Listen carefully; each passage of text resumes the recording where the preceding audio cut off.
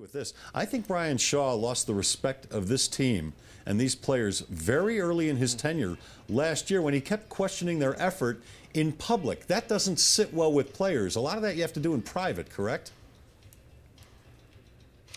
Yeah, you do. I mean, you know, I've seen coaches do it before, you know, and he's come from a couple of guys, certainly in Phil Jackson, that repeatedly, you know, question players publicly. But he could do that because he was Phil Jackson and had won titles already. And you know, for a guy, even though he had been a part of a lot of those title-winning teams, you know, when he was to come out and say those kinds of things, I know the players would just probably look at him and go, "Well, all right.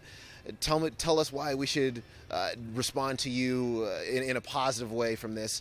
And they didn't have any respect for the fact that he was a part of any other championship teams because he wasn't the head coach for any of those championship teams. And so, you know, it was a situation. The communication was, you know, it was a problem.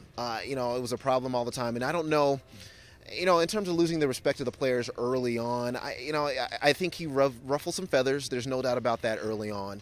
But I think he still would have been able to get guys back on the right track if he was able to meet them a little bit more halfway. You know, the fact of the matter is this generation of players isn't the last generation of players, and it isn't the generation that he played with. And you know, I know that he thinks things that should be done a certain way, and they should. You know, I mean, they should be done a certain way.